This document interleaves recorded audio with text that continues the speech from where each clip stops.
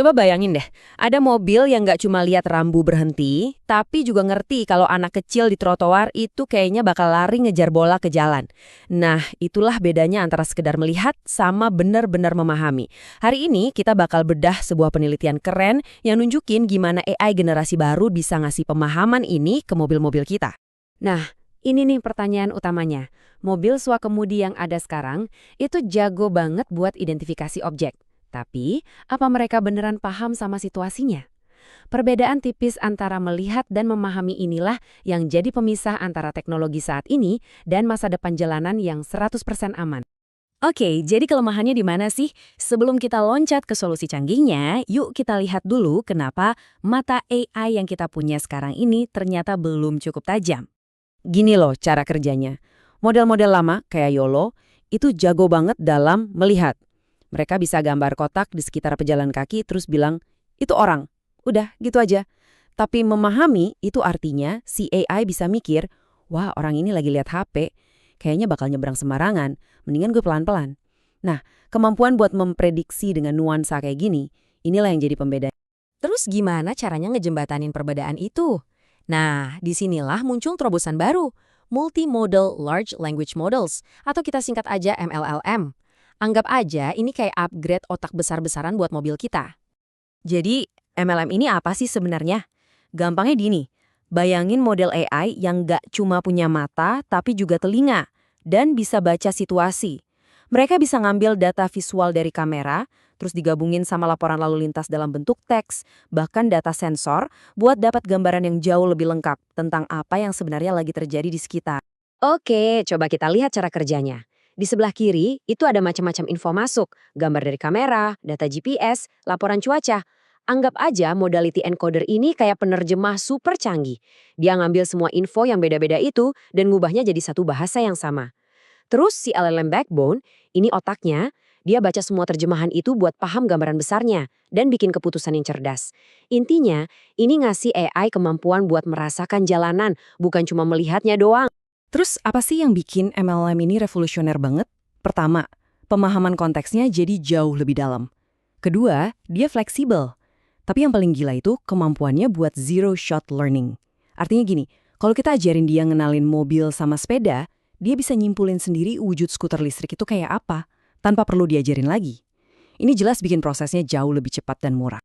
Oke, teorinya sih kedengeran canggih banget ya. Tapi gimana pas diuji di dunia nyata? Penelitian ini nguji MLM di 3 skenario yang benar-benar menantang. Yuk, kita lihat gimana hasilnya. Tes pertama, inspeksi keselamatan jalan secara otomatis. Biasanya kan ini kerjaan manual yang capek banget ya. Nah, di sini peneliti pakai gambar Google Street View dari jalan tol di Australia, terus nyuruh si MLM ini buat ngecek fitur-fitur keselamatannya, pakai standar internasional namanya IRAP. Dan hasilnya, wah menjanjikan banget. Bisa kita lihat di grafik ini. Akurasinya nyampe di atas 80% buat sebagian besar fitur keselamatan. Tapi ya belum sempurna juga. Contohnya nih, MLM ini kadang suka salah ngira pembatas jalan tol itu pagar buat pejalan kaki. Ini nunjukin potensinya yang luar biasa, tapi juga nunjukin di mana aja yang masih perlu diperbaiki. Oke, kalau cuma ngeliat gambar diam aja, sih lulus. Sekarang, coba kita naikin level kesulitannya ke situasi yang jauh lebih bahaya dan gerak cepat. Si MLM ini dikasih lihat rekaman dashcam beneran, contohnya pas ada truk nerobos lampu merah. Pertanyaannya, bisa nggak dia deteksi bahaya ini secara real time? Model ini nggak cuma teriak, awas bahaya, tapi dia pakai sistem mikir yang runut. Apa, yang mana, di mana. Pertama, dia identifikasi dulu apa objeknya. Terus atribut spesifik yang mana yang penting. Lanjut, di mana lokasinya. Dan terakhir, dari semua itu, dia ngasih rekomendasi tindakan yang aman.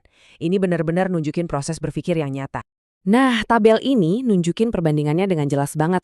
Coba lihat angka yang paling bawah itu. Gemini Pro Vision, pas dikasih video utuh, akurasinya paling tinggi, nyampe 74,7%. Ini buktiin satu hal penting. Buat ngerti bahaya, AI itu nggak bisa cuma lihat foto. Dia harus nonton filmnya. Gerakan dan urutan kejadian itu kuncinya.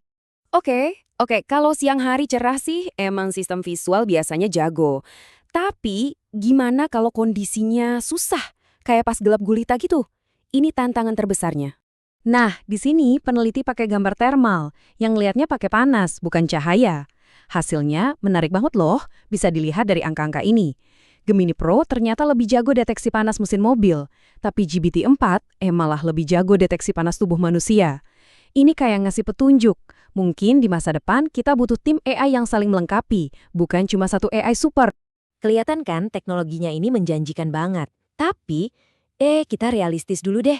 Perjalanannya masih panjang. Dan ada beberapa rintangan besar sebelum mobil ini bisa benar-benar kita percaya 100%. Seperti yang digambarin di sini, tantangannya nggak main-main. Salah satu yang paling bikin ngeri itu halusinasi objek, di mana AI bisa aja ngelihat bayangan di jalan terus dikira itu halangan, dia ngerem mendadak. Terus ada juga masalah pengenalan detail halus, kayak gagal lihat paku atau pecahan kaca di jalan.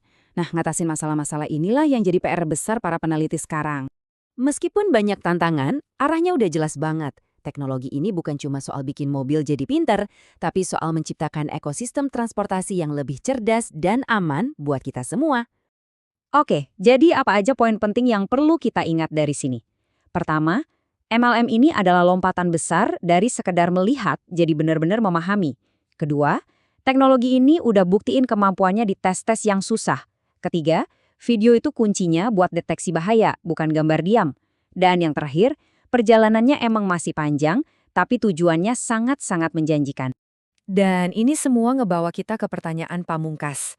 Pertanyaannya sekarang bukan lagi apakah mesin bisa memahami dunia kita yang rumit, tapi kapan? Dengan kemajuan kayak MLM ini, hari di mana mobil kita jadi pengemudi yang lebih baik, lebih waspada, dan lebih ngerti daripada kita sendiri, mungkin lebih dekat dari yang kita kira.